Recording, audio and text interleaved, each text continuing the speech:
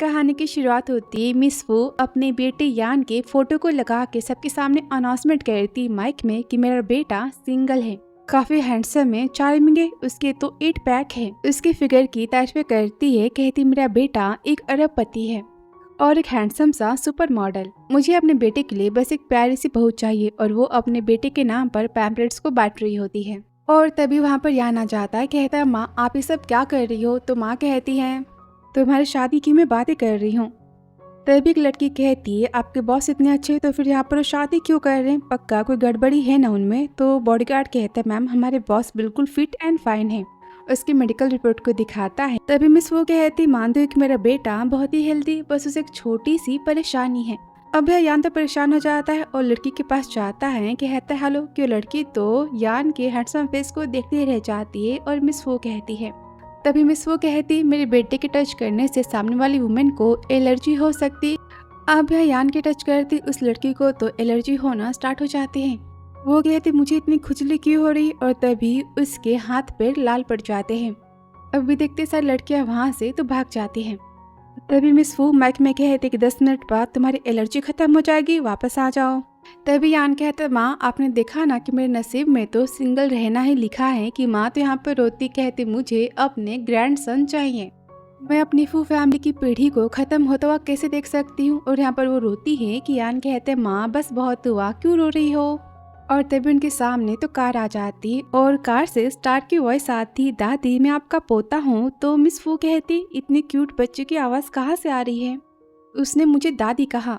तो यान कहता है माँ आप दिन में सपने देख रही हो, मेरी लाइफ में कोई वुमेन ही नहीं है तो आप दादी कहाँ से बनोगी। कि तभी उसे तो 1 महीने पहले की बात याद आती है जहाँ पर वो तो जेनी के साथ था। और कहता उस रात मेरे और उस वुमेन के बीच में सब कुछ तो हुआ था पर उसके बाद वो तो अस्पताल चली गई थी ना।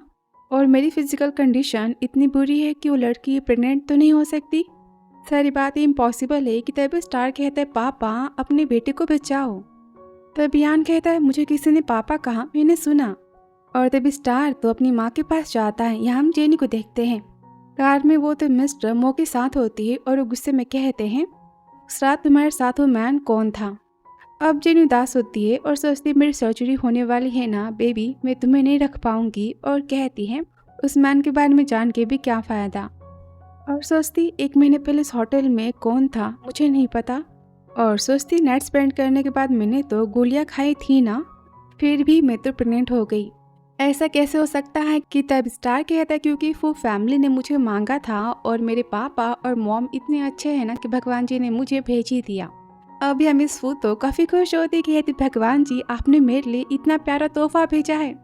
तब स्टार की मन की बात है कि दादी पापा मैं बहुत ही जल्दी गायब होने वाला हूँ, प्लीज मुझे बचा लो।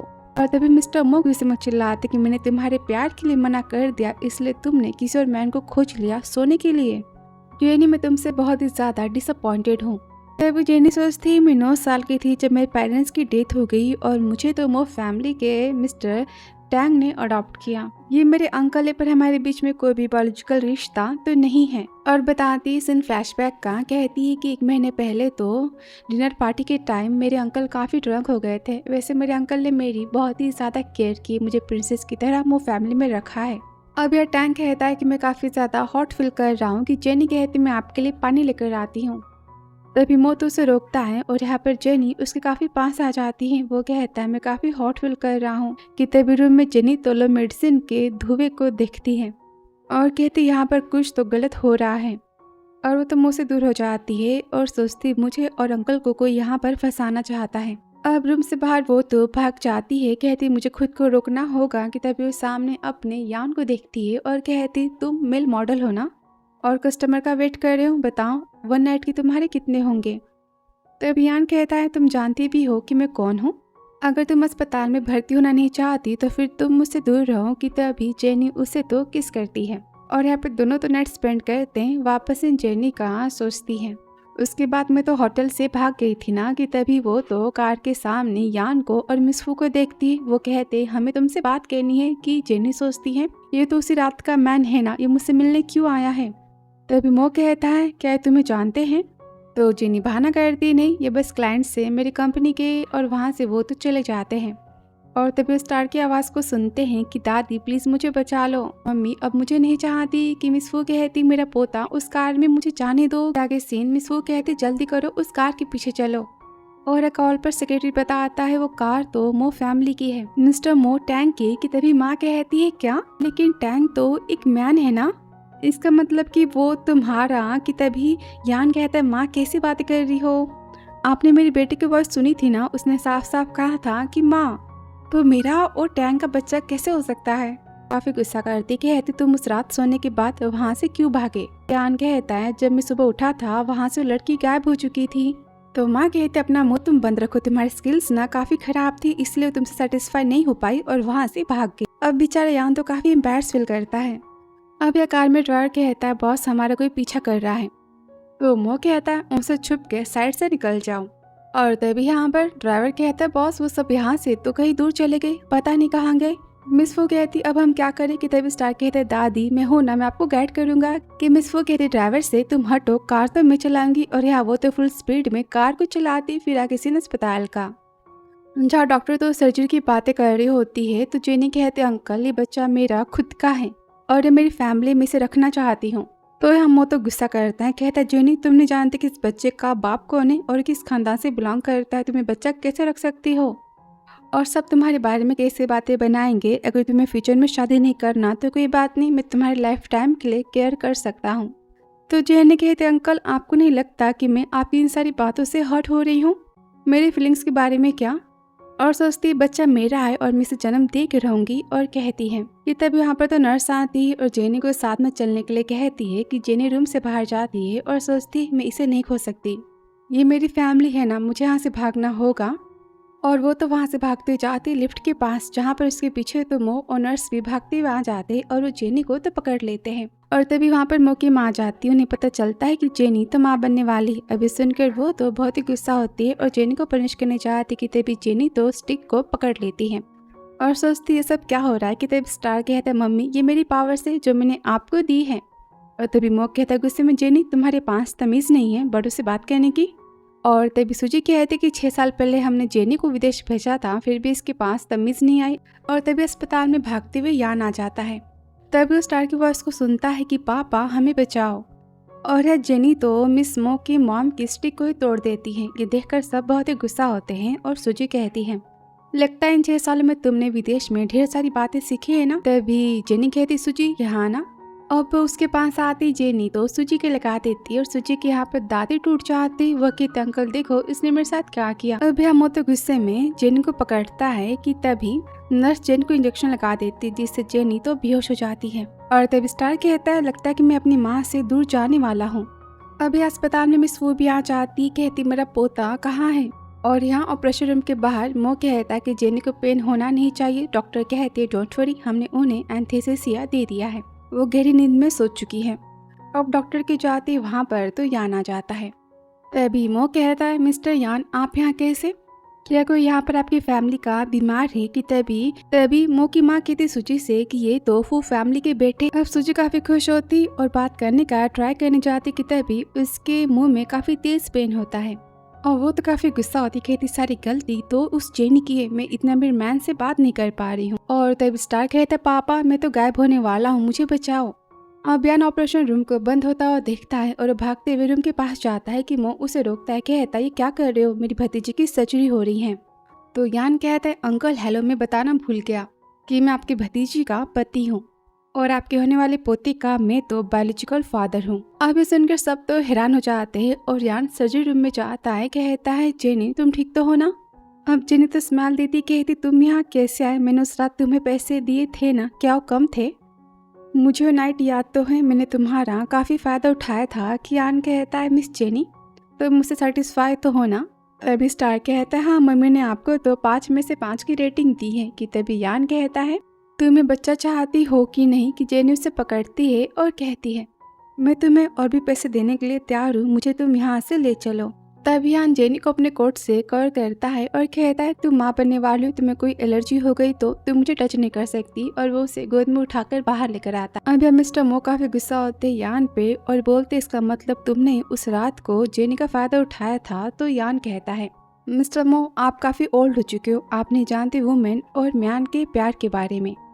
और जेनी को लेकर जाता है कि मिस्टर मो कहते हैं मैं जेनी का गार्जियन हूँ और तुम इसे यहाँ से लेकर नहीं जा सकते कि तभी वहाँ मिस फू आ जाती हैं और कहती है टैंक फू फैमिली के सामने जो भी कहना सोच समझ के कहना। तभी टैंक कहता है मिस फू कि आपने जेनी से पूछा कि आपके साथ में जाना चाहती है कि नहीं। तभी जेनी कहती है अंकल मैं ये बच्चा चाहती हूँ कि मिस फू कहती ये तो बहुत ही अच्छी बात है, तुम्हारी हाँ के लिए थैंक यू, ये बच्चा फू फैमिली का वारिस है और तुमने मुझे इतनी बड़ी खुशी दी, तुम्हारा फू फैमिली पर बहुत ही बड़ा एहसान है।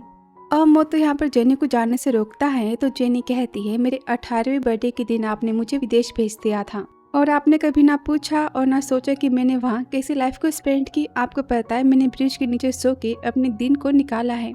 अब सुनकर मो को तो बुरा फील होता है और जेनी कहती है मैं बड़ी हो चुकी हूँ और मैं खुद के फैसले खुद कर सकती हूँ, आप मुझे कंट्रोल नहीं कर सकते। कि तभी स्टार कहते कि मेरी पावर्स तो कम हो रही है और यहाँ पर जेनी तो बेहोश हो जाती है। कि तभी यान कहता है डॉक्टर इसे क्या हुआ। तो डॉक्टर कहती है हमने इन्हें इंजेक्शन दिया था मिस्टर मो के कहने पर। अब यान तो बहुत ही गुस्सा होता है, कहते बिना पेशेंट की मर्जी के आपने सर्जरी की तैयारी कैसे की। अब वो तो डॉक्टर को और नर्स को जॉब से निकाल देता है और कहता है बॉडीगार्ड से कि तुम इन सबको यहाँ से बाहर निकालो और जेनी को लेकर वो तो वहाँ से चला जाता है। अब यह बॉडीगार्ड्स तो मिस्टर मो को अस्पताल से जाने को कहते हैं तो मो कहता है पक्का जेनी मुझसे गुस्सा है इसलिए वो ऐसी बातें कर रही है। तो मो की माँ कहती जेनी बिल्कुल अपनी माँ पे गई है, तुम्हें पता है ना माँ बेटी को मैन को फंसाने का कितना शौक है, तुम्हें भी तो फंसाना चाहती थी ना। कि मो कहता है फू फैमिली कभी भी किसी ऑर्फन को और बिना बैकग्राउंड की लड़की को अपनी खानदान की बहू तो नहीं बनाएगी, वो खुद ही जेनी को घर से निकाल देंगे और जेनी वापस मेरे पास आ जाएगी।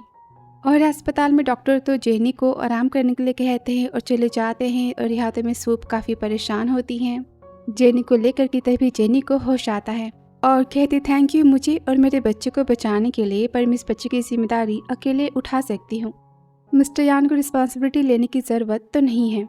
तभी यान कहता है क्यों तुम मुझसे शादी करना नहीं चाहती। तो जेनी कहती मैं किसी अनजान से शादी क्यों करूँ, और वैसे भी तुम तो। कि यान कहता तुम जानती हो ना कि मैं कौन हूँ। तो जेनी कहती हाँ मैं जानती हूँ कि तुम टॉप क्लास के मिल मॉडल हो और अगर तुम किसी रिच फैमिली के वारिस भी हुए तो क्या फ़र्क पड़ता है, मैं तुमसे प्यार तो नहीं करती ना। तो मिस फू कहती तुम एक बार प्यार करने का ट्राई कर सकती हो ना, और भले तुम मेरे बेटे को पसंद ना करो पर तुम्हारे बेबी को फादर चाहिए ना, उसे कंप्लीट फैमिली चाहिए तो होगी। अब जेनी अपने बच्चों की सेफ्टी के बारे में सोचती है और यान और मिस फू तो जेनी को मनाते हैं। यान कहता है मैं तुमसे प्रॉमिस करता कि मैं तुम्हारी बहुत ही केयर करूँगा, क्या तुम मुझे एक चांस नहीं दे सकती। तो जेनी यहाँ शादी के लिए हाँ कह देती। अब सुनकर मिस फू तो बहुत ही खुश होती है और जेनी कहती लेकिन आज के बाद तुम ऐसे वैसे काम बिल्कुल नहीं करोगे और बेबी होने के बाद तुम बस घर पे रहोगे और यहाँ बेबी की केयर करोगे। यान कहता क्या तुम्हें कैसी बात कर रही हो। तो वो कहती मैं तुम्हें सपोर्ट कर सकती, तुम्हारे खर्चे मैं उठा सकती हूँ, तुम घर पे झाड़ू पोछा बर्तन करना और बाहर यहाँ वहाँ घूमने मत जाना। तब स्टार कहता पापा लगता है मम्मी को आपके बारे में कोई मिसअंडरस्टैंडिंग हुई है। कि यान कहता तुमने मुझे क्या समझा है, मैं कोई मेल मॉडल। कि तभी माँ कहती जाने भी दो, वो तुम्हें पसंद करती है ना, इतना काफ़ी तो है, मैंने तो सोचा था कि लाइफ टाइम तुम तो सिंगल ही रहने वाले हो। तो यान कहता है माँ। तब यान कहता है माँ आपको नहीं पता कि इसने मुझे क्या कहा है। कि माँ कहती जाने भी दो, उसने तुम्हें तो मेल मॉडल ही समझा है ना, फिर भी देखो वो तुम्हें पसंद तो कर रही है। जेनी दिल की कितनी अच्छी है ना।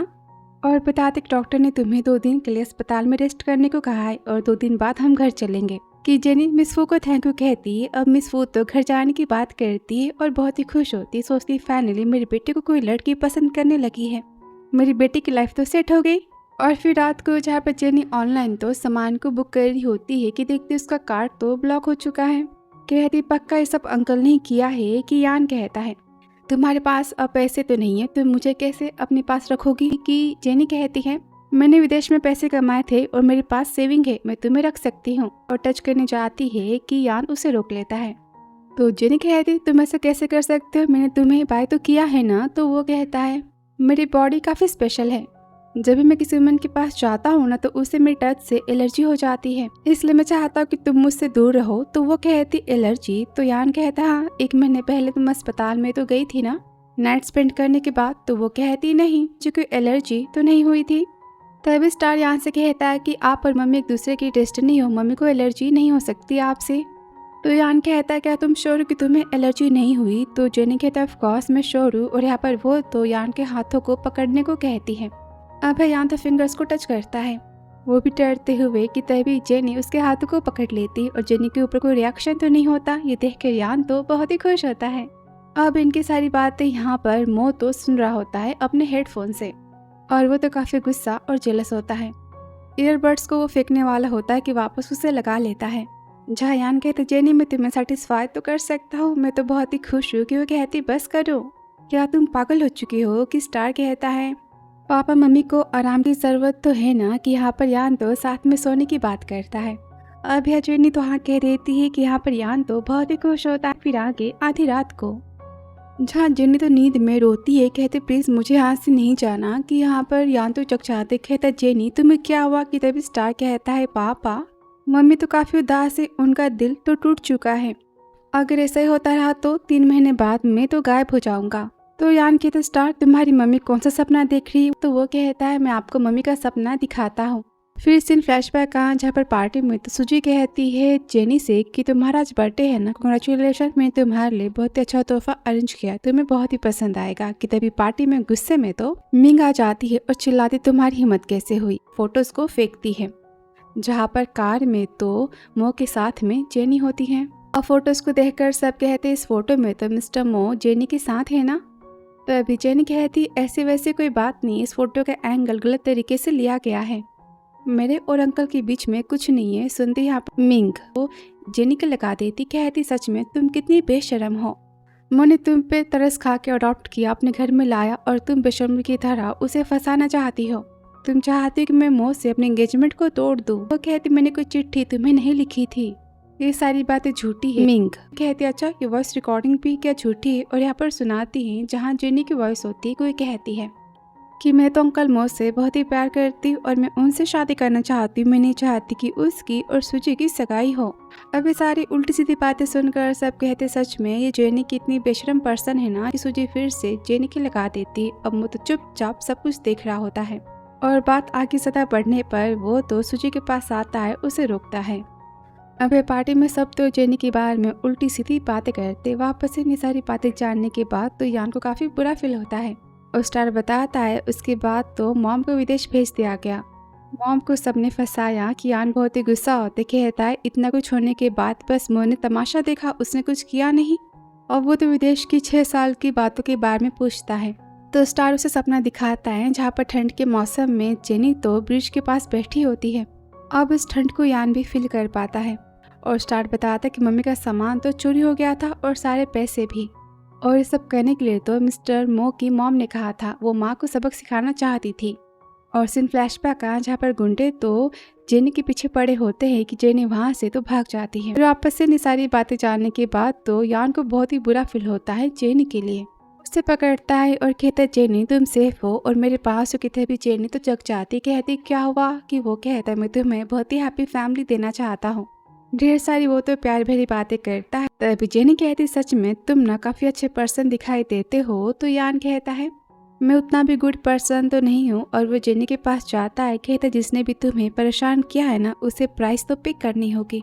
और उसका प्यार यहाँ पर तो स्टार्ट हो जाता है जेनी के लिए। कि तभी यहाँ पर मो तो फिर से जेनी और यान की बातें सुन रहा होता है और कहता है जेनी को पसंद कैसे कर सकता है। यहाँ पर वो तो बहुत ही गुस्सा होता है।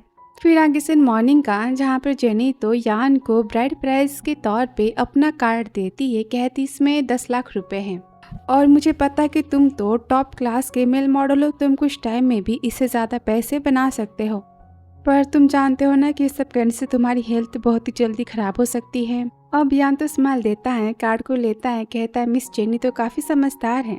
तभी जेनी कहती मेरे लू फैमिली की सारी प्रॉपर्टी मेरे अंकल मिस्टर मोही संभालते हैं, मुझे उनसे पहले सारी प्रॉपर्टी को लेना होगा। और वो फ़ोन करने जाती है कि तभी यान सोचता है दुश्मनों को पहले से अलर्ट करना तो सही नहीं होगा। और कहता है मैंने सुना है कि तुम्हारी लू फैमिली की प्रॉपर्टी को तुम्हारे अंकल पूरी तरह से यूज़ करते हैं। उसके फेस को पकड़ता है, कहता है वाइफी डोंट वरी, तुम्हारा हबी तुम्हें तुम्हारी चीज़ें वापस सारी दिलवा देगा। तभी जेनी सोचती है कि इसकी बातें कितनी ज़्यादा प्यारी होती है ना और ये कितना जेंटल पर्सन दिखाई देता है। और जाता है कि तभी वो कहती है मेरे अंकल से तुम दूर रहना। तो यान गुस्से में कहता है क्यों, तुम्हें अंकल मो की बहुत ही फिक्र है ना। तो जेनी कहती है ऐसी बात नहीं है, मैं बस अपने बेबी के लिए फादर चाहती हूँ, बिना पापा के वो कैसे रहेगा। तो यान सोचता है जेनी को मेरी बहुत ही फिक्र है और काफ़ी खुश होता है। कहते मैं तुम्हारे लिए बस नाश्ता लेने जा रहा था। तो यहाँ पर जेनी तो लिन शॉप से डम्पलिंग्स लाने की बात करती है और कहते जाने दो, वो शॉप यहाँ से काफ़ी दूर है ना। तो यान कहता है नहीं, तुम्हें जो खाना है वही आएगा। और अस्पताल में नाश्ता लेकर तो मिस फू आ जाती अपने पति के साथ। वो बहुत ही खुश होती अपने बहू और पोते से मिलने के लिए। और यहाँ अस्पताल के रूम में तो मिंग आ जाती है। तभी जेनी सोचती ये तो डर्मेटोलॉजिस्ट है ना, ये यहाँ पर क्या कर रही है। तभी मिंग तो जेनी को मेडिसिन देती है। तो जेनी कहती ये क्या है। तो मिंग कहती है मो को तुम्हारी बहुत ही ज़्यादा फिक्र है, तुम जानती हो उसने अबॉट से स्पेशली तुम्हारे लिए इस मेडिसिन को मंगाया है। इसे खाने के बाद तुम्हें तो सर्जरी की भी ज़रूरत नहीं पड़ेगी। वैसे मो को तुम्हारी बहुत ही ज़्यादा केयर है। उसने कहा है कि इस मेडिसिन को लेने के बाद और ये बच्चों के जाने के बाद तुम्हें फिर से एक्सेप्ट कर लेगा अपनी फैमिली में, तुम्हारी सारी गलतियों को माफ़ कर देगा। अब यहाँ पर सारी बातें तो मो सुन रहा होता है। जेनी कहती मैंने क्या गलती की है। तो वो कहती तुमने अपने अंकल से प्यार किया। तो जेनी कहती सारी बातें पहले से बदल चुकी हैं। 18 साल पहले जो कुछ भी हुआ था मैं समझ गई थी कि उस पर्सन से मैं प्यार नहीं कर सकती। अब ये सुनकर तो मो काफ़ी ज़्यादा पैनिक होता है, सोचता है मुझे बुरा फील क्यों हो रहा है उसके ना कहने से। जेनी बोलती है इसके बदले मेरे अंकल ने तुम्हें क्या ऑफर किया है।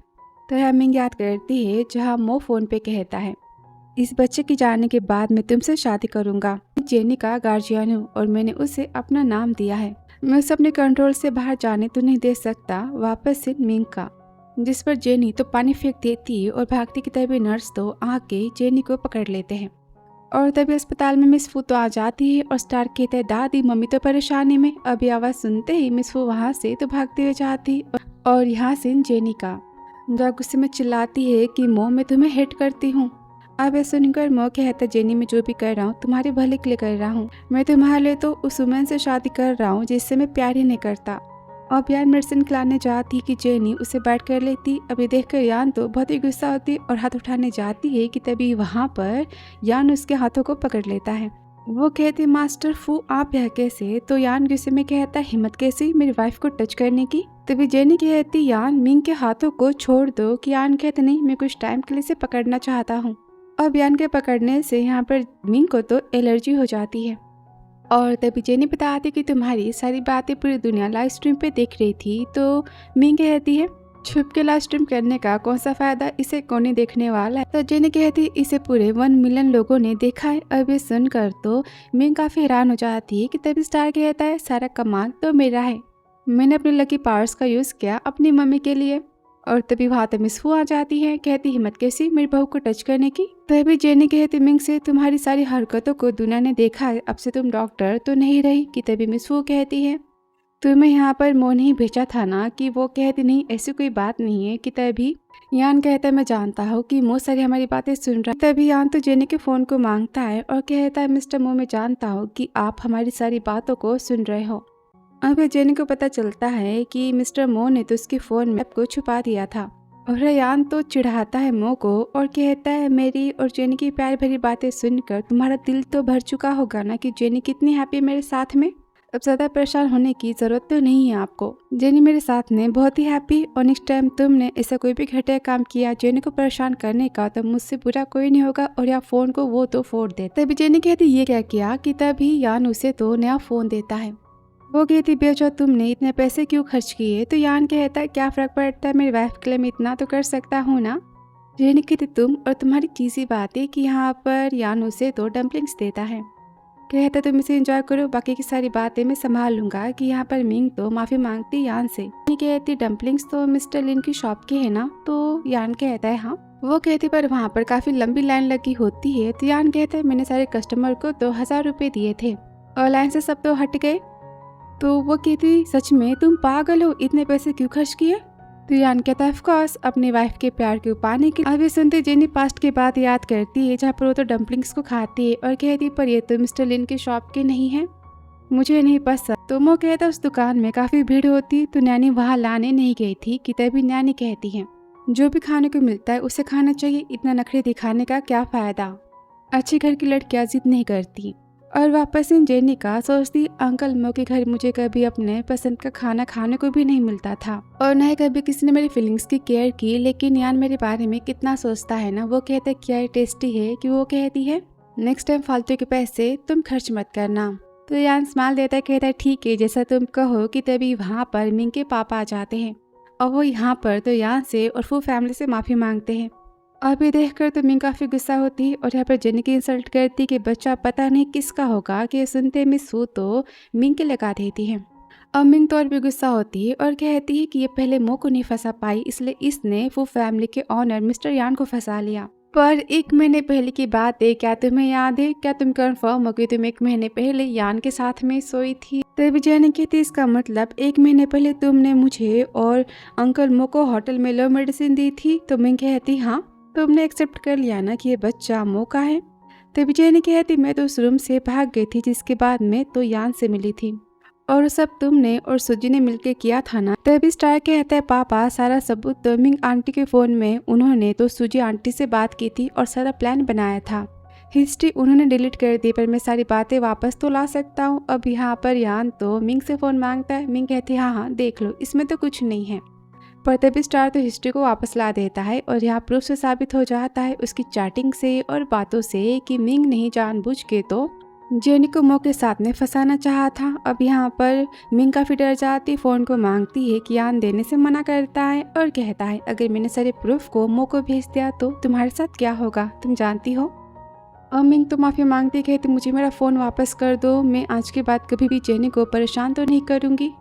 अब मिस फू तो माफ़ करने से मना करती है कि यहाँ पर मिंग तो खुद के लगा देती है और कहती मैंने जो किया था वो सुजी के कहने पर किया था। तब यान कहता है अभी के लिए प्रूफ मैं तो मो को नहीं देता, तब तक तुम यहाँ से तो भाग ही सकती हो ना खुद को बचाने के लिए। अब यहाँ मिंग के पापा बहुत ही गुस्सा होते कहते तुमने पहले तो मो फैमिली से पंगा लिया और अब तुमने यान फैमिली से भी दुश्मनी ले ली, मेरा करियर भी तो बर्बाद हो चुका। अब डर के मारे वहाँ से वो तो भाग जाते हैं। अब सबकी बातों से तो जेनी को पता चल जाता है कि यान तो फू फैमिली का बेटा है।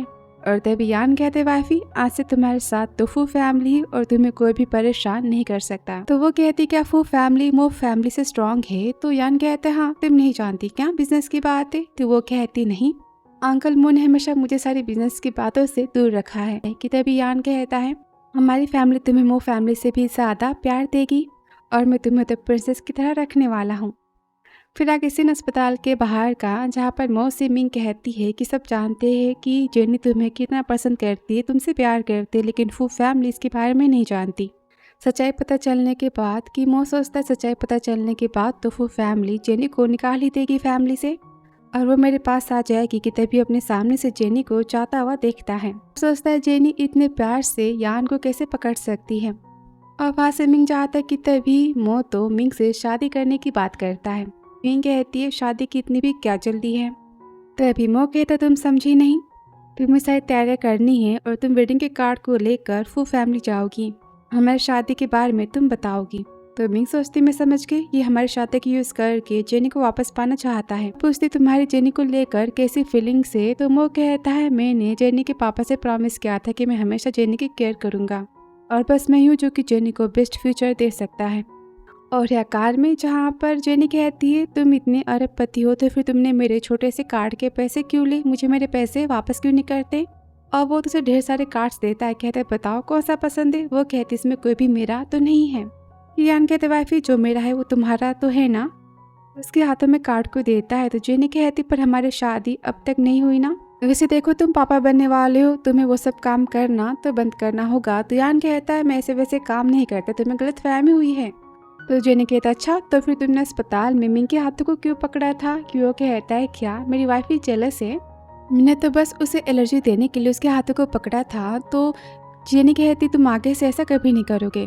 तब स्टार कहता है सिली पापा आपने मम्मी को तो गुस्सा दिला दिया। कि यान कहते वाइफी आई एम सॉरी। तब स्टार कहते पापा मम्मी को मनाना तो होगा ना। कि यहाँ पर यान तो जेनी को पकड़ लेता है। कहते वाइफी आई एम सॉरी। कि वो कहती बस करो और मैं तुम्हें आखिरी वार्निंग देती हूँ कि फ्यूचर में तुम कभी किसी वुमन को टच नहीं करोगे, ठीक है? तो यान कहते प्रॉमिस अब से बस मेरी वाइफ ही मुझे टच कर सकती है और कोई नहीं। और कहता है मन में स्टार तुम्हारी मम्मी मुझसे क्या चाहती, तो वो कहता है मम्मी आपसे तो प्यार चाहती। कि तभी यहाँ पर यान तो जेनी को किस करता है। इनका प्यार यहाँ पर तो स्टार्ट हो जाता है। फिर आगे सीन शॉपिंग मॉल का, जहाँ पर यान तो जेनी के लिए ढेर सारे डायमंड्स के रिंग को बाय करता है। कि तभी वहाँ पर मो और मिंग आ जाते हैं। तभी मिंग सोचती मैं तो बस मो का खिलौना हूँ जिसे वो जेनी को जेलस करवाने के लिए यूज करना चाहता है। इसने तो मॉल के बाहर ही यान की कार को देख लिया था और ये जानबूझकर यहाँ आ गया और कहती क्या कोइंसिडेंस है ना, हम यहाँ मिल गए। तब यान कहता है मिस्टर मो यहाँ पर अपनी शादी की रिंग्स को लेने आए हैं। तो मो कहता है नेक्स्ट मंथ मेरी और मिंग की शादी होने वाली है। और जेनी से कहता है क्यों ना तुम मेरे और मिंग के लिए वेडिंग रिंग्स को चूज कर दो। यान कहता है क्या तुम खुद नहीं कर सकते। कि तभी मो कहता है जेनी को मेरी पसंद और नापसंद ज्यादा पता है मुझसे। तभी जेनी कहती अंकल यही चाहते तो ठीक है। और यहाँ पर वो तो मिंग के लिए और मो के लिए रिंग को चूज करती है। कि यहाँ पर यान तो बिल्कुल पे करता है। कहता है वाइफी जो मेरा है वो तुम्हारा तो है ना, तो फॉर्मेलिटी किस बात की। कि वो सोचती सच में कभी कभी ना बहुत ही क्यूट एक्टिंग करते हैं। और जेनी कहती शादी की रिंग मेरी तरफ से आप दोनों के लिए तोहफा है। अब इस सुनकर मोत हैरान होता है और काफी जेलस होता है कि जेनी ने कोई रिएक्ट नहीं किया। वो जेलस क्यों नहीं हुई शादी की बात को सुनने के बाद। जेनी कहता है आपको शादी की ढेर सारी शुभकामनाएं। कि वो चिल्लाता चुप रहो। तब यान कहता है जेनी तुम्हारे अंकल ना बेवजह का गुस्सा कर रहे, वैसे अंकल आप मुझे और जेनी को शादी की ब्लेसिंग क्यों नहीं देते। तो मैं गुस्से में कहता तुम मुझे जानबूझकर चिढ़ा रहे हो ना। तो यान कहता है वैसे तुम तो जेनी के बायोलॉजिकल अंकल तो नहीं हो ना, तुम्हारी ब्लेसिंग से क्या फर्क पड़ता है। और वो जेनी को लेकर जाता है। कि तभी मो तो जेनी को रोक लेता है। कि यान गुस्से में कहता है मिस्टर मो आप जेनी के फैमिली होने का यहाँ पर शो ऑफ कर रहे हो। आपने कभी जेनी की केयर तो नहीं की। उसने विदेश में 6 सालों कितना कुछ सहा। और वो सारी बातें सुनने के बाद तो मो गुस्सा होता है। कहता है जेनी तुम जानबूझकर सबके सामने मेरी इंसल्ट कर रही हो ना। मैंने तुम्हें तो विदेश में हर महीने पैसे सेंड किए थे। मैंने सीक्रेटली अपने बॉडीगार्ड्स भी सेंड किए थे तुम्हें बस प्रोटेक्ट करने के लिए। वहाँ मैंने तुम्हें लग्जरी मैंशन भी तो दिया था ना। और क्रेडिट कार्ड के बारे में क्या। तो जेनी कहती वहाँ पर मेरी सारे सामान की चोरी हो गई थी और मैं तो सड़क किनारे ब्रिज के नीचे सोती थी। गुंडों से बचने के लिए मैंने तो सेल्फ डिफेंस का यूज किया। उन्हें चोटें आ गई और मुझे तो जेल जाना पड़ा। अब मो तो हैरान हो जाता है। कहता ऐसा नहीं हो सकता, तुमने मुझे सारी बातें पहले क्यों नहीं बताई। तो वो कहते अंकल मैंने आपको फोन तो किया था ना, 1000 बार किया था, आपने एक बार कॉल को रिसीव किया। जिस दिन मैं जेल में थी और मैंने आपसे हेल्प मांगनी चाहिए तो आपने मुझे क्या कहा कि मैं आपको परेशान न करूं और आपने कॉल कट कर दिया। तो वो कहते मुझे तुम्हारी जेल जाने की बातें नहीं पता थी। तो जेनी कहती और जिस लग्जरी मैंशन की बातें आप कर रहे हो ना उसके दरवाजे पर भी मुझे जाने से मनाई थी। और जिस कार्ड की बात आप कर रहे हो वो कार्ड तो पहले से ब्लॉक हो चुके थे, तो पैसे उसमें कहाँ से आते। तो स्टार कहता है पापा मम्मी के दिल में काफी पेन हो रहा है, मैं सारी बातों को फील कर सकता हूँ, मम्मी काफी ज्यादा सैड है। कि तभी यान कहता है वाइफी। तभी मो कहता है सारी बातें सच नहीं हो सकती, बॉडीगार्ड्स ने कहा था कि तुम तो वहाँ पर काफी हैप्पी हो। तो जेनी कहती ठीक है मैं झूठी हूँ, आप मुझ पर भरोसा मत करो। अब तभी यहाँ पर मो तो हार्ट पेन होने का नाटक करता है और सोचता है कि जेनी मेरी बहुत ही केयर करती, पक्का मेरे पास वापस आ जाएगी और गिर जाता है। तब स्टार कहता है मम्मी ये अंकल ना बस नाटक कर रहे बीमार होने का। कि तभी वो सोचती लगता है मुझे कोई वहम हो रहा है और कहती यहाँ से हम यहाँ से चलते हैं। अभी देख कर तो मो काफी गुस्सा होता है और सोचता है मैंने जेनी को बच्चे से दूर करना चाहा ना, इसलिए वो बस मुझसे गुस्सा है और कुछ नहीं। और यहाँ वो तो मिंग को धक्का मारता है। फिर आगे सीन जहाँ पे जेनी पहुंच जाती है वो फैमिली। अब है यान तो प्रिंसेस की तरह जेनी को गोद में उठाता है और उसे घर के अंदर लेकर आता है, जहाँ घर में यान के ग्रैंडपा और उसकी बुआ तो काफी गुस्सा होते हैं। एक्चुअली में बुआ तो फू फैमिली की प्रॉपर्टी पाना चाहती है, इसलिए चाहती है कि यान उनकी पसंद की लड़की से शादी करे। और वो वहाँ पर तो झाऊ को लेकर आती है, कहती है मैंने सारी मेडिकल रिपोर्ट को चेक किया है और झाऊ को तुमसे एलर्जी तो बिल्कुल नहीं है। अब ये सुनने के बाद तो यान बहुत ही हैरान हो जाता है और झाऊ तो यान के पास आती है और हाय कहती है। कि तभी जेनी तो यान को हाथ मिलाने का इशारा करती है।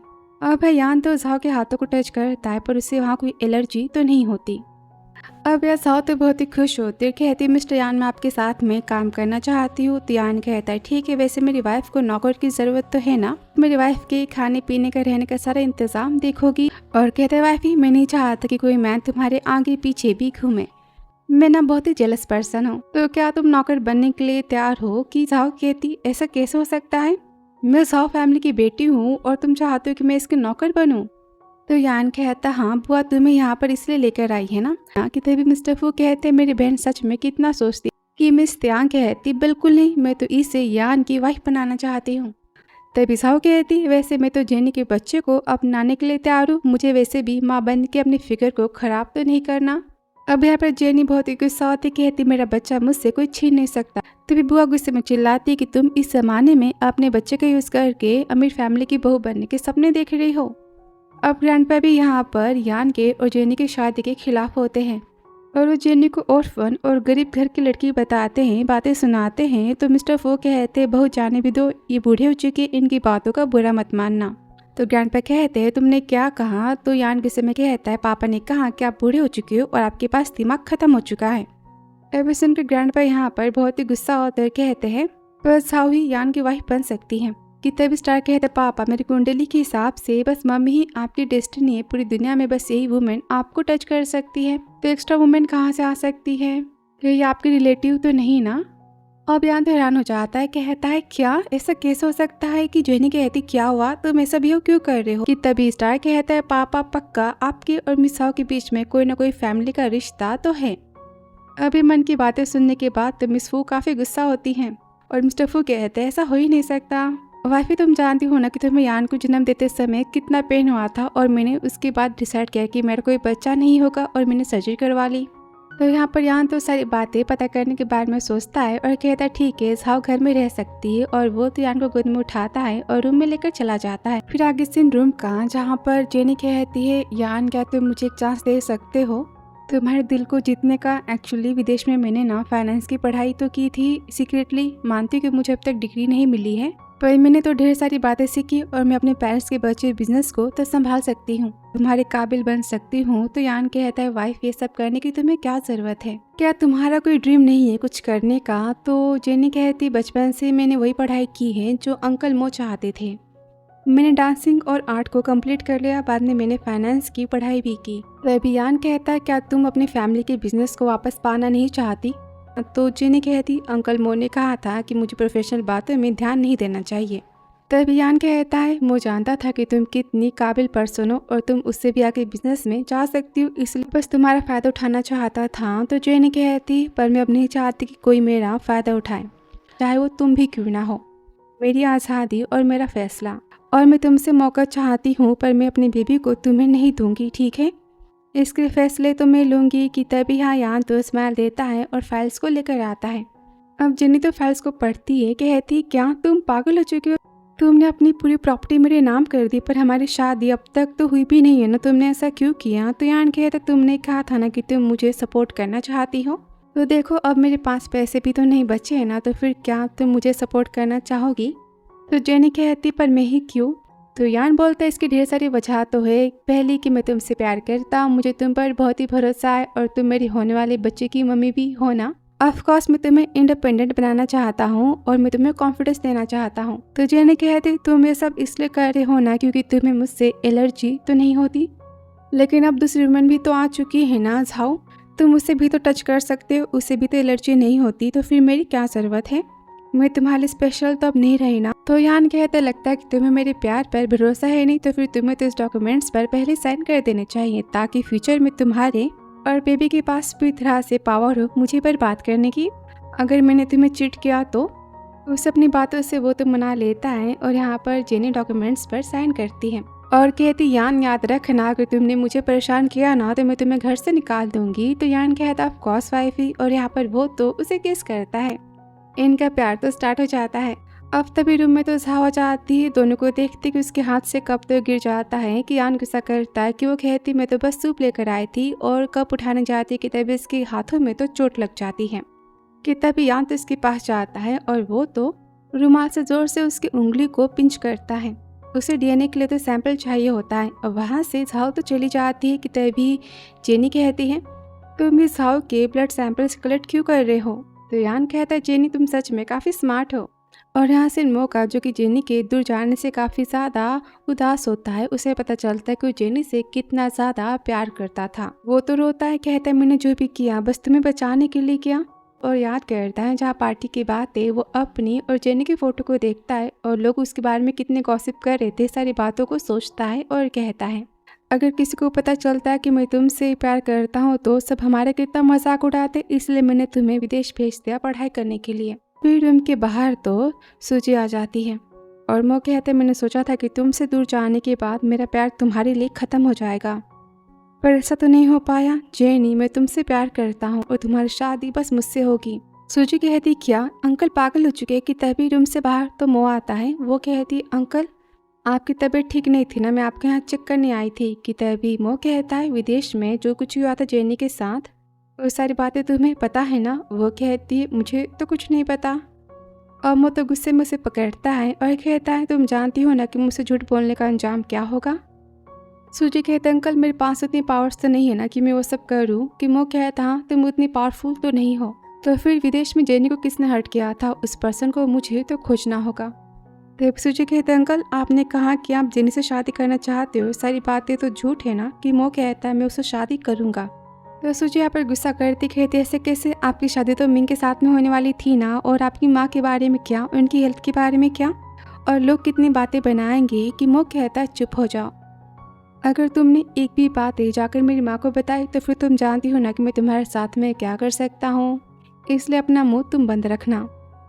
और कहता जेनी मैं सारी बातें पता करके रहूँगा। फिर आगे सीन मॉर्निंग का जहाँ पर यान तो कपड़े डिज़ाइन कर रहा होता है कि तभी स्टार कहता है पापा आप ये क्या कर रहे हो। तो वो कहता है ऑफकोर्स मैं अपनी बेबी के लिए कपड़े डिज़ाइन कर रहा हूँ। तो स्टार कहते पापा पर मैं तो बॉय हूँ ना और ये कपड़े लड़की के हैं। तो यान कहता है मैं अपनी बेबी यानी कि तुम्हारी मम्मी की बातें कर रहा हूँ। तो स्टार कहते सॉरी मैं तो भूल गया था कि आप मम्मी से बहुत ही ज़्यादा प्यार करते हो, मैं जाके सो ही चाहता हूँ। इधर भी जेनी तो जगती कहती आप किससे बातें कर रहे थे। वो कहता है खुद से बातें कर रहा था। और उसे वो तो स्वेटर पहनाता है कि वो कहती मैं तो मोटी हो चुकी हूँ ना, मुझे में स्वेटर भी नहीं हो रहा। तो यान कहता है किसने कहा, मैं अभी नए कपड़े बाय करके लेकर आता हूँ। फिर आगे सीन जहाँ पर यान तो जेनी को सॉक्स पहना रहा होता है। अब जेनी तो प्यार से यान के बालों को टच करती है। तभी यान कहता वाइफी क्या बात है, तुम रो क्यों रही हो। तो वो कहती मैं अपने मम्मी और पापा को मिस कर रही हूँ क्योंकि वही तो मुझे इस तरह पैरों में सॉक्स पहनाया करते थे। तो यान कहता है वाइफी मैं तुम्हारी फैमिली तो हूँ ना, और मैं तुम्हारा पति भी हूँ। तभी स्टार कहता पापा अभी मुझे फ्यूचर में सॉक्स पहनाओगे ना। तो यान कहता है नहीं। तो स्टार कहते पापा आप ना बहुत ही बेईमान हो, आप तो बस मम्मी से प्यार करते हो मुझसे नहीं। कि यहाँ पर यान तो हंसता है मैं तो आपसे गुस्सा हूँ। कि तभी जेनी कहती मुझे ऐसा फील क्यों हो रहा है कि बेबी हमारा उदास है। कि यान कहते बेबी मम्मी को परेशान मत करो, तुम्हारे आने के बाद ना मैं तुम्हारा नौकर बन जाऊंगा, जो कहोगे वो करूंगा। तो कि यहाँ पर जेनी तो हंसती कहती है तुम तो ऐसी बातें कर रहे हो जैसे कि मेरा बेबी तुम्हारी सारी बातें समझ रहा है। यान तो बेली पर किस करता है और कहता है ऑफकोर्स मैं इसका बायोलॉजिकल पापा हूँ ना, ये मुझे समझता है। किसी लंच टाइम का जहाँ पर मो तो आता है जेनी से मिलने और घर जाने की बातें करता है। कहते मैंने हमेशा तुम्हारी तो खुशी चाहिए, तुम्हारे लिए जो किया है सोच समझ के किया है। तो जेनी कहते अच्छा आपने मुझसे मेरी आज़ादी को छीन लिया, जब भी मैंने दोस्त बनाए आपने मेरे सारे दोस्तों को मुझसे दूर कर दिया, आपने मुझे हमेशा कंट्रोल किया है और आप कह रहे हो कि आप मेरा भला चाहते थे। 6 साल पहले पूरी पार्टी में मेरा तमाशा बन रहा था, सबने मेरे बारे में उल्टी सीधी बातें की पर आपने एक बार भी मेरी साइड नहीं ली। आप जानते थे ना कि हमारे बीच में कुछ नहीं है। तो वो कहता है जेनी मैं जानता हूँ कि सारी गलती मेरी है उस टाइम में बस। कि वो कहती मुझे आपकी माफ़ी नहीं चाहिए, आपने जो कुछ भी किया मेरे लिए उसके लिए मैं आपको थैंक यू कहती हूँ, पर अब से हमारे बीच में कोई भी रिश्ता तो नहीं है। सिक्योरिटी अंकल को दरवाजे के पास लेकर जाओ। तभी मो कहता गुस्से में सिक्योरिटी को बुलाने की जरूरत नहीं है, मैं यहाँ से खुद जा सकता हूँ। और जेनी अगर कभी भी तुम्हें फू फैमिली ने परेशान किया तो मेरे घर के दरवाजे हमेशा तुम्हारे लिए खुले। तो मिस वो कहते इसकी जरूरत कभी लाइफ में नहीं पड़ेगी। जेनी से हम सब तो बहुत ही प्यार करते हैं। कि वहाँ से मोती गुस्से में चला जाता है। कि तभी वहाँ पर तो झाओ आती है अपने पापा के साथ शादी की बातें करने के लिए। कि यहाँ पर यान तो डीएनए की रिपोर्ट मंगवाता है। अब यहाँ सबको पता चलता है कि झाओ तो यान के ग्रैंडपा की इनलीगल बेटी है।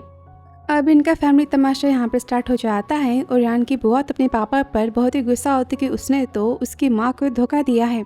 और मिस्टर जू यहाँ पर काफ़ी गुस्सा होते कि यान के ग्रैंडपा के तो उनकी वाइफ के साथ में अफेयर थे। अब सबकी लड़ाई यहाँ पर तो स्टार्ट हो जाती है कि यान जेनी को वहाँ से लेकर तो चला जाता है। और यहाँ से सेक्रेटरी का बताता है 6 साल पहले आपकी मॉम ने मिस जेनी के कार्ड्स को सारे ब्लॉक किया था विदेश में, उन्होंने मिस जेनी को परेशान भी किया था। अब यह मो को पता चलता है कि जेनी की विदेश में स्ट्रगल करने की सारी बातें सच्ची थी। उसे काफ़ी पछतावा होता है कि सेक्रेटरी बताता है मिस जेनी ने आपको विदेश से बहुत बार फोन्स किए थे लेकिन हमें बताने से मना किया गया था। आपकी माँ ने हमें ऑर्डर्स दिए थे तो हम क्या करते। और यहाँ से नियान का जो कि जेनी के साथ में वेडिंग शॉप में आया होता है और यहाँ पर वो तो जेनी के लिए वेडिंग ड्रेस को चूज करता है। बहुत ही खुश होता है, कहते हैं वाइफी मैं चाहता हूँ कि बेबी आने से पहले हमारी शादी हो जाए।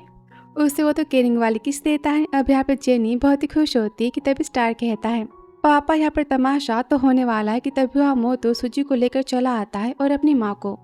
अब यहाँ तो गुस्सा होता है, कहते हैं सब अंदर कैसे आए। तो सिक्योरिटी कहती है ये सब कह रहे थे कि मिस जेनी के रिलेटिव्स है। तभी मुझ कहता सूजी से कि तुम जेनी से माफी मांगो। कहती सॉरी कि मुझ चिल्लाते मैंने कहा कि जोर से माफी मांगो। और वो तो सूजी के यहाँ पनिश करता है और कहते जेनी प्लीज मुझे माफ कर दो। कियान कहता तुमने तो जेनी को डरा ही दिया। तो वो कहते जेनी मैं यहाँ पर अपनी माँ को और सूजी को लेकर आया हूँ तुमसे माफी मांगने के लिए, जो भी गलतियाँ इन सब ने पास्ट में की है। सारी बातें पता चल चुकी कि तुमने विदेश में कितना सफर किया था। एक्चुअली बर्थडे पार्टी के दिन जो कुछ भी हुआ था उन सारी बातों के बाद माँ काफी एम्बैरेस फील कर रही थी और तुमसे बस रिवेंज लेना चाहती थी। और कहता अपनी माँ से आप जेनी से माफी मांगो। तो मो की माँ कहती कि तुम्हारी वजह से मो के बारे में लोग कितनी बातें बना रहे थे, मेरे खानदान की इज्जत के बारे में क्या। मो की माँ कहती है आई एम सॉरी। तभी जेनी कहती है अंकल कि आपको बस विदेश की बातें पता चली है और कुछ नहीं। कि तभी सूजी सोचती है अगर अंकल को पता चला मेरे और मिंग के कारनामों के बारे में तो। और वो तो जेनी से माफी मांगना स्टार्ट कर देती है। कहती तुम जो चाहे मुझसे काम करवा सकती हो। तो जेनी कहती हाँ मेरे पास भी कुछ है तुम सबको दिखाने के लिए। कि तभी यान तो फोन को देता है। कि जेनी सोचती है इसे कैसे पता कि मुझे फोन चाहिए था, ये मेरे दिल की सारी बातें तो समझता है। कि यहाँ पर जेनी तो मिंग के फोन को देती है और यहाँ मो तो सूजी और मिंग की वॉइस रिकॉर्डिंग को सुनता है, जहाँ पर दोनों तो मो को और जेनी को साथ में फंसाने की बातें कर रहे थे। जिसके बाद गुस्से में आकर मो तो जेनी को घर से निकाल देगा। और मिंग कहती इसके बाद तो हमेशा हमेशा के लिए मुंह मेरा हो जाएगा ना। और सूजी कहती है मुझे और फोन तो बिल्कुल नहीं पसंद। अब ये सारी बातें सुनकर मुंह तो काफी गुस्सा होता है और कहते हैं इसका मतलब 1 महीने पहले तुमने मुझे और जेनी को होटल में फंसाना चाहा था। तो मिस मो की माँ कहती है कि मिंग के फोन से सारी चैट हिस्ट्री डिलीट हो चुकी थी, फिर तुमने इसे वापस कैसे लाया। तो यान कहता है मेरे पास तो तुम्हारे 6 साल पुराने भी कॉल हिस्ट्री और रिकॉर्डिंग है जो एक्चुअली में रिस्टोर तो हो चुकी है। सूची बताती मिंग को कि दादी ने तो मो की और जेनी की जासूसी करने के लिए बॉडीगार्ड्स को उनके पीछे लगा रखा था और उन सब ने तो फोटोज भी क्लिक किए। वो देखने के बाद तो मेरी दादी बहुत ही गुस्सा है। अब ये सारी बातें सुनकर मो तो गुस्से में चिल्लाता है इसका मतलब वो सारा प्लान तुम तीनों का था। तो मो की माँ गुस्से में कहती कि जेनी के दिल में तुम्हारे लिए प्यार था, वो प्यार गलत था, इसलिए मैंने ये सब किया खानदान की इज्जत को बचाने के लिए। तो जेनी कहती हाँ मिस्टर मो को पसंद करना मेरी गलती थी ना, पर आपने जो किया 6 साल पहले क्या वो गलत नहीं था। और मैंने कभी अंकल के साथ किसी भी लाइन को क्रॉस नहीं किया, मैंने हमेशा अपनी लिमिट में खुद को रखा है। तो मो की माँ कहती मैं जानती हूँ कि तुम अपनी लिमिट क्रॉस नहीं करती, पर मो के बारे में क्या, वो तुमसे प्यार करता था ना और उसके दिल के प्यार को मुझे हमेशा हमेशा के लिए खत्म करना था। अब सुनकर जेनी हैरान हो जाती है। तो मो की माँ कहती जानबूझ के मो हमेशा तुम्हें अवॉइड करता था क्योंकि वो तुमसे प्यार करता था। तो जेनी कहती क्या अंकल मुझसे प्यार करते थे। कि तभी यान कहता है हाँ तुम इतनी ब्यूटीफुल तो हो ही ना। जेनी कहती कैसी बातें कर रहे हो, क्या तुम जेलस नहीं हो। तो यान कहता जेलसी मुझे तो नहीं हो रही क्योंकि मैं जानता हूँ कि तुम मुझसे प्यार करती हो ना। कि तभी स्टार कहता है मम्मी पापा बहुत ही ज्यादा जेलस हैं, वो तो बस यूँ मीठी मीठी बातें कर रहे हैं, अपनी जेलसी को छुपा रहे हैं। तो जेनी सोचती है मुझे फिर से बच्चे की वॉइस सुनाई क्यों दे रही है, क्या वॉइस मेरे पेट से आ रही है। कि तभी स्टार कहता मम्मी ये मैं हूँ आपका प्यारा सा बेटा। जेनी कहती क्या ये तुम हो। कि वो कहता हाँ माँ फाइनली आप मुझे सुन सकती हो और समझ सकती हो। तभी यान कहता क्या तुमने सुना। कि वो कहती क्या आप भी इसकी वॉइस को सुन सकते हो। यान कहता मैं तो बहुत पहले से इसकी वॉइस को सुन रहा था। तो स्टार कहता है माँ मेरी वॉइस को सुन सकती है, इसका मतलब कि मम्मी को पापा से पूरी तरह से अब प्यार हो चुका है। अब सुनकर यहाँ पर जेनी बहुत ही खुश होती है कि मो सोचता है जानबूझकर जेनी मुझे जेलस फील करवा रही है और कहता है मैं तुम्हें एक्सप्लेनेशन सारी बातों का दूंगा। कि जेनी कहती आप अपने मुंह को बंद रखो। कि तभी इसके हाथ में टेप आ जाता है। वो कहती अब ये कैसे आया। तो स्टार कहता है माँ मैंने मैजिक किया, आपके लिए मैं आपकी विश को पूरी कर सकता हूँ। और मो तो फिर से सबको माफी मांगने के लिए कहता है। तो जेनी कहती मुझे कोई माफी नहीं चाहिए, मुझे अपने लू फैमिली के सारे शेयर्स वापस चाहिए, आप उसे मेरे नाम करवा दो, आज से मेरा मो फैमिली से कोई भी रिश्ता तो नहीं है। और मिस्टर मो की माँ बहुत ही गुस्सा होती है और जेनी को बातें सुनाती कि तुम्हारे खानदान के जाने के बाद मेरे बेटे ने तुम्हारी खानदान की प्रॉपर्टी को संभाला और तुम्हें संभाला और तुम यहाँ पर। वो तो जेनी को ढेर सारी बातें सुना देती है। कि स्टार बहुत ही गुस्सा होता है, कहता है देखे तो दादी आप तो बहुत ही बुरी पर्सन हो, भगवान जी आपको पनिश जरूर करेंगे। और यहाँ वो तो अपनी पावर्स का यूज करता है, कहता है भगवान जी कर्मों का फल कैसे मिलता है कि तभी यहाँ पर मो की माँ की वॉइस तो चली जाती और वो कुछ देख भी नहीं पाती। अब उनकी तबीयत खराब हो जाती कि तभी वहाँ बहाना करके सूजी वहाँ से उन्हें लेकर चली जाती है। सोचती मैं तो अंकल के गुस्से से बच गई। और तभी जिन्हें तो अपने लू फैमिली के सारे प्रॉपर्टीज के पेपर्स को और फाइल को मांगती है। तो वो कहते लू फैमिली की सारी प्रॉपर्टी इन सालों तो मेरी कस्टडी में थी, अगर तुम मुझे वापस पाना चाहते हो तो ठीक है, तुम्हें मुझसे अकेले मिलने आना होगा। तो यान कहता है अकेले क्यों? तो वो कहते क्योंकि मुझे वो फैमिली के पर्सन पर भरोसा तो नहीं है। कि तब स्टार कहते मम्मी ये अंकल ना काफ़ी बैड है, इन पर ट्रस्ट मत करना। कि जेनी कहती अंकल मैं आपसे लास्ट टाइम कह रही हूँ मुझे मेरी प्रॉपर्टी वापस कर दो वरना अंजाम बहुत ही बुरा होगा। कि तभी यहाँ पर सेक्रेटरी आ जाता है और कहता है मिस्टर मो बहुत ही बुरी न्यूज़ है, मिस सूची तो आपकी माँ को अस्पताल लेकर जा रहे थे कि तभी उनके कार का हादसा हो गया। तभी जेनी कहती बेबी देखा सबको अपने कर्मों की सजा तो मिलती है ना। और वो वेडिंग ड्रेस को चॉइस करने चली जाती है। कि तभी यान कहता मो से तुम यहाँ से जा सकते हो, आज के बाद हमारे सामने मत आना। कि मो कहता है मुझसे कोई भी जेनी को दूर नहीं कर सकता। तो यान कहता है मैंने उसे दूर तुमसे नहीं किया बल्कि तुमने खुद उसे खुद से दूर किया है, तुमने उसकी कभी कदर नहीं की, इसमें तुम्हारी गलती है मेरी नहीं। तभी मो सोचता है 1 महीने पहले तो जेनी खुद मुझसे दूर गई थी ना, उस रात को क्या वो मुझे पसंद नहीं करती? और शादी के जोड़े में तो जेनी आती उसे तो यान देखता ही रह जाता है। कहता तुम कितनी ब्यूटीफुल हो। उसे तो गोद में उठाता है और कहता है वाइफी थैंक यू मुझे चूज करने के लिए। और याद करता है 1 महीने पहले की बातें। तभी जेनी कहती थैंक यू मेरी लाइफ में आने के लिए। फिर आगे सीन मो के कंपनी का जहाँ पर उसकी तो मीटिंग चल रही होती है। कि तभी उसके बिजनेस पार्टनर को तो क्लाइंट का फोन आता है और वो कहते हैं मिस्टर मो हम आपसे अपने सारे डील्स को आज से कैंसिल करते हैं, हम अब मो कंपनी को फाइनेंशियल सपोर्ट नहीं देंगे। तो मो कहता है क्यों? तो मिस्टर जी कहते हैं बस लू फैमिली के नाम पर हमने हमेशा आपसे बिजनेस के कॉन्ट्रैक्ट साइन किए हैं, क्योंकि आपने लू फैमिली की बेटी को अडॉप्ट किया था, पर आपने कितना फायदा उठाया लू फैमिली का आप जानते तो हो ना। अब से तो लू फैमिली बिजनेस इंडस्ट्री में वापस आ रही है और वो फैमिली भी उसके साथ है। तब वो कॉन्ट्रैक्ट तो लू फैमिली से साइन करने की बात करते हैं। तो वो कहता है आप जानते हो ना कि यान के पास उतनी डिग्रीज तो नहीं है बिजनेस मैनेजमेंट की, उसने डांसिंग की और आर्ट की पढ़ाई की है, उसे क्या पता बिजनेस के बारे में। और तभी वहाँ पर तो ग्रुप के लीडर्स आ जाते हैं और मो को तो लू फैमिली की बिल्डिंग्स को खाली करने के लिए कहते हैं। अब इन सारी बातों से मो तो बहुत ही गुस्सा होता है। और यहाँ सीन जेनी का उसके हाथ में तो लू फैमिली की प्रॉपर्टीज के पेपर होते हैं और यान कहते हैं मेरी वाइफ ही अब खुश तो है ना, सब कुछ तुम्हारे पास वापस आ चुका है। और तभी यहाँ पर तो माँ नैनी लेकर आती हैं, कहती यान से आज से यान बेबी की केयर करना नैनी से सीखेगा। यहाँ पर नैनी तो जेनी को भी बच्चे की केयर करना सीखने की जिद करती। अब ये सारी बातें यहाँ पर यान को थोड़ी अजीब लगती है। कि जेनी कहती ठीक है हम साथ में बेबी की केयर करना तो सीखेंगे। और यहाँ माँ भी साथ में सीखने की बातें करती है। कि नैनी कहती इसकी क्या जरूरत है? तो माँ कहती क्यों नहीं, नए जमाने के हिसाब से बच्चों की केयर करना काफी सही होता है। फिर आगे सीन जहाँ पे नैनी तो सबको बच्चे उठाना उसकी केयर करना सिखाती है। फिर आगे सीन जहाँ चुपके से जाती है और मो को कॉल करती, कहती मिस्टर मो मैं तो वो फैमिली आ चुकी हूँ, लेकिन मिस जेनी की बेबी के साथ में कुछ भी हुआ ना तो वो फैमिली हमें नहीं छोड़ेगी। कि मिस्टर मो कहते हैं मैंने जो कहा है करो, किसी भी हाल में जेनी का बच्चा इस दुनिया में नहीं आना चाहिए, तुम्हें तुम्हारे पैसे मिल जाएंगे। तभी सेक्रेटरी कहता है बॉस मो फैमिली के ऑफिस के बारे में क्या? तो मो कहता है कुछ दिनों के लिए ऑफिस को तुम मेरे घर पे ही शिफ्ट कर दो, कुछ दिनों के बाद मैं तो अपने लिए न्यू ऑफिस को खोज ही लूंगा, हमारी खुद की न्यू बिल्डिंग होगी। ये तभी सेक्रेटरी सोचता है बॉस को नहीं पता कि सारे एम्प्लॉयज तो कुछ ही हफ्तों में वो फैमिली को ज्वाइन करने वाले हैं। और बोलता है बॉस क्या आप श्योर कि कुछ दिनों में हमारी कंपनी के लिए न्यू बिल्डिंग मिल जाएगी? कि मो गुस्से में देखता है, बोलता है कि तुम्हें मेरी काबिलियत पे भरोसा नहीं है? सेक्रेटरी कहता है ऐसी बात नहीं है और सोचता है मुझे न्यू जॉब तो खोजनी होगी।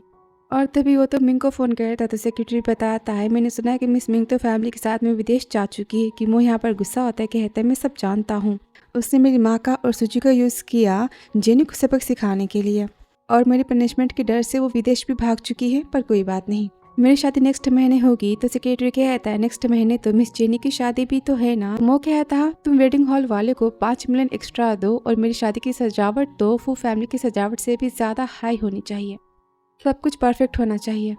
यान की शादी के दिन ही मेरी शादी भी होने वाली है। और यहाँ सिंह नैनी का जिसे तो यान की माँ पैसे देती है कि उस सर्ट कहती है मिस्टर मो आई एम सॉरी पर मुझे तो यान के मॉम ने पैसे दे के पहले से ही खरीद लिया है। और कहती है मिस वो मैं आपका एहसान कभी नहीं भूलूंगी। तो मिस वो कहती है आपने मेरी फैमिली की बहुत ही मदद की है ये सारी बातें बता के। आपकी पोती की पढ़ाई के अरेंजमेंट भी हमने कर दी है, डोंट वरी। कि यहाँ पर वो तो बहुत ही खुश होती है। तभी मिस फू सोचती, मो तुम मेरे होते हुए मेरी बहू के आस पास भी नहीं आ सकते। और यहाँ पे जेनी तो मो के ऑफिस से निकलने के और बर्बाद होने के न्यूज को पढ़ रही होती। तब स्टार कहते हैं, मम्मी डोंट वरी, मैंने अपने पावर्स का यूज किया है। और पूरे इंटरनेट पर तो उस ग्रैंडपा मो की बात ही चल रही है कि उसने लो फैमिली का कितना यूज किया है। यहाँ पर यान आता है और कहते हैं, मैम मसाज का टाइम तो हो चुका है, क्या हम सेशन को स्टार्ट कर सकते हैं। कि यहाँ पर जेनी तो हंसती है। कि तभी स्टार कहता है, पापा मम्मी आपसे ना बहुत ही ज्यादा खुश है। कि यहाँ पर यान तो जेनी के पैरों को दबाता है और मसाज करता है। कि तभी यान तो जेनी के पैरों को पकड़ने चाहता है कि वो कहती, तुम भी ना काफी नॉटी हो रहे हो, तुम जानते ना कि बेबी हमें सुन सकता है। कि तभी स्टार कहता है, मम्मी पापा मैं तो सोने जा रहा हूँ और मेरे पास तरीका है ना अपने कानों को बंद करने का। अब ये सुनकर यान यहाँ पर तो नोटी वाली स्माइल देता है। फिर नेक्स्ट मॉर्निंग जहाँ यान बत्ती से दिखाता है, कहता है वाइफ गुड मॉर्निंग। की जेनी कहती, मुझे ना कल रात को स्टार की बातें सुननी नहीं चाहिए थी, देखो ना रात भर मुझे तो यान ने सोने नहीं दिया, मुझे कितनी एम्बैरसिंग की फीलिंग आ रही है। कि तभी स्टार कहता है, मम्मी पापा मैं तो वापस आ गया। कि तभी जेनी तो काम पर जाने की बातें करती कि यान उसे रोक लेता है। कहता तुम आराम करो, तुम्हारा काम तो मैं कर ही सकता हूँ ना, ऑफिस तो मैं संभालूंगा, तुम स्टार के साथ में आराम करो। आगे सीन जहाँ पर यान और जेनी की ऑफिशियली शादी होने चाहती और यहाँ पर जेनी तो मिस फू और मिस्टर फू को ग्रीट करती। कि वो कहते हैं बस बायोलॉजिकल पेरेंट्स के सामने झुका जाता है। तो जेनी कहती, आप भी तो मेरे पेरेंट्स हो ना, आपने मुझे हमेशा मम्मी और पापा का प्यार दिया है। अब ये सुनकर वो तो बहुत ही खुश होते हैं। और मिस फू कहती, मैं तुमसे प्रॉमिस करती हूँ कि तुम हमेशा फू फैमिली में हैप्पी रहोगी। और यहाँ पर वो सब तो ग्रीन टी पीते हैं। उनकी यहाँ पर रस्में होती है जहाँ बुआ जी भी तोहफे के तौर पर जेनी को तो पैसे देती है। कहती शादी की ढेर सारी बधाइयाँ हो। वो कहती थैंक यू आंटी। कि तभी बुआ जी तो स्टार के लिए सोने की बिस्किट देती। अब स्टार तो काफी खुश होता है। कहता है मम्मी मुझे ना गोल्ड तो बहुत ही ज्यादा पसंद है। तभी यान कहते, बुआ जी इसे मैं ना जेनी और स्टार की तरफ से ले लेता हूँ। अब यहाँ बुआ जी भी तो स्टार की मन की बातें सुन पाती और कहती, बेबी तुम्हारे दुनिया में आने के बाद न मैं तुम्हें ढेर सारे तोहफे दूंगी। और कहती जेनी से, आज से मैं हमेशा तुम्हारे साथ हूँ, डोंट वरी, कोई भी परेशानी हो तो फिर तुम मुझे बताना। कि जेनी कहती, aunty thank you so much. अब यह ग्रैंडपा भी सारी गलतियों के लिए फैमिली से माफी मांगते हैं। कि तभी माँ कहती, अब सारी रस्में तो हो चुकी है ना, शादी के लिए चले। और तभी यान कहते, मैं तुम्हारा शादी के हॉल में वेट करूंगा। फिर आगे सीन जहाँ पर जेनी कार में होती और कहती, हम कहाँ जा रहे हैं, ये रास्ता तो वेडिंग हॉल का नहीं है। तभी स्टार की आवाज़ आती, माँ यहाँ पर कोई गड़बड़ होने वाली है। कि तभी कार रुक जाती है और इसमें तो मो आके बैठ जाता है। वो कहते, अंकल आप यहाँ कैसे। अब वो तो कार को स्टार्ट करवा देता है और कहता है, आज हम दोनों की शादी होने वाली है। जेनी कहती, क्या आप पागल हो चुके हो। तो मो कहता, हाँ मैं तुमसे प्यार करता हूँ और मैं तुम्हें पाना चाहता हूँ। कि तभी यहाँ पर जेनी तो चुपके से उनको फ़ोन लगाती है। अब यह मो कहता है कि मैं भी जानता हूँ कि तुम मुझसे प्यार करती हो, सॉरी मैं तुम्हारे प्यार को समझ नहीं पाया। और किस कहने जाता कि जेनी उनके लगा देती है। कहती, किसने कहा कि मैं आपसे प्यार करती हूँ, हाँ आप पर मुझे क्रश था, पर सारी बातें बस अट्रैक्शन थी क्योंकि आपने हमेशा मेरी हेल्प की है और कुछ नहीं। 6 साल पहले मेरा सारा प्यार आपके लिए तो खत्म हो चुका था। और वो तो यहाँ पर रोता है, माफ़ी मांगता है, पर जेनी माफ़ी करने से मना करती। और यहाँ से वेडिंग हॉल का जहाँ पर सर्वेंट कहती कि मैम की कार तो मिसिंग है। और तभी यहाँ यान तो फ़ोन पर मो की और जेनी की सारी बातों को सुनता है। जहाँ पर मो कहता है, मैं मानता हूँ कि मैं तुमसे प्यार करता हूँ, ठीक है अगर तुम बच्चा चाहते हो तो मैं तुम्हें मना नहीं करूँगा, मैं यान के बच्चे को अपना नाम दे सकता हूँ, मैं इसका पापा बनूंगा। और वो तो अपने वेडिंग हॉल जाने की बातें करता है और यान सब कुछ सुनता है। और तभी स्टार कहते, मम्मी आप टेंशन मत लो, पापा ने सारी बातें सुन ली और वो वेडिंग हॉल में आ ही जाएंगे। फिर आगे सीन वेडिंग हॉल का जहाँ पर मो तो जेनी के साथ होता है। कहते, देखो आज हमारी शादी होने वाली है, मैंने तो यहाँ पूरी सिटी को बुला दिया है और सब जानते हैं कि मैं तुमसे कितना प्यार करता हूँ, तो शादी स्टार्ट करे। कि तभी वहाँ पर यान आ जाता है और कहता, uncle thank you so much मेरे लिए यहाँ पर जेनी को लाने के लिए। अब गेस्ट बातें करते हैं कि मिस्टर मो सच में कितने अच्छे अंकल हैं ना, उन्होंने तो जेनी को अडॉप्ट किया और आज वो अपने गार्जियन होने का फर्ज भी निभा रहे हैं।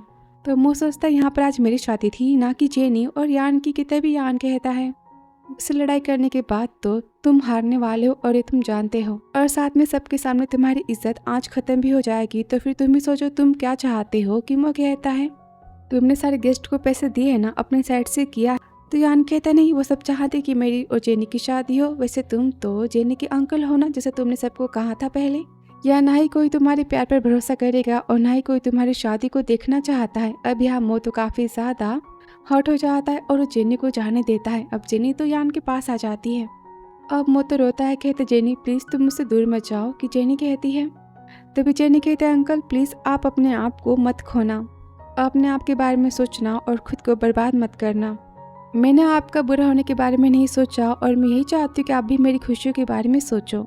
और मेरी खुशी तो यान है और यहाँ पर इसकी और यान की शादी की अनाउंसमेंट होती है और शादी के रिंग के साथ में फाइनली इन दोनों की यहाँ पर शादी हो जाती है। फिर आगे सीन 7 महीने बाद का, जहाँ जेनी तो अस्पताल में होती है। कहते वाइफी डरो मत, मैं तुम्हारे साथ हूँ। ये तभी डॉक्टर कहते हैं मिस्टर यान आप तो अपनी वाइफ से भी ज़्यादा डरे हुए हैं, आपकी हार्ट रेट कितनी ज़्यादा हाई है, प्लीज़ आप मत बेहोश होना। तो यान कहता है मैं बेहोश नहीं होऊंगा, मैं ठीक हूँ। अब डॉक्टर यहाँ पर तो प्रोसेस स्टार्ट करने की बातें करती है कि जेनी कहती वेट लगता है कि मैंने बेबी को जन्म दे दिया है। तो डॉक्टर कहती हाँ आपको तो बेटा हुआ है। और यहाँ अस्पताल रूम के बाहर तो ग्रैंडपा कहते देखो ना स्टॉक की प्राइस पूरे 20% बढ़ चुके हैं।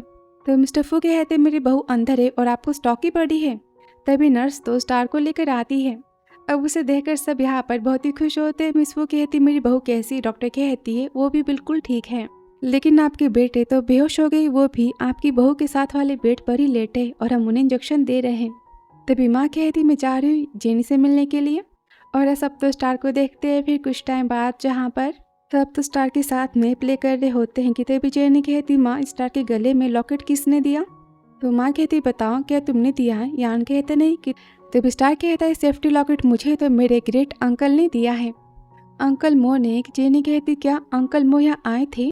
तभी यान कहते ये तो अच्छी बात है ना कि अंकल मो के पास अब दिमाग आ चुका है, थोड़ी इज्जत उनके पास तो है ना। और यहाँ पर सब दो स्टार के साथ में प्ले करते हैं और सब बहुत ही खुश होते हैं और ये प्यारा सा ड्रामा यहाँ पर तो खत्म हो जाता है।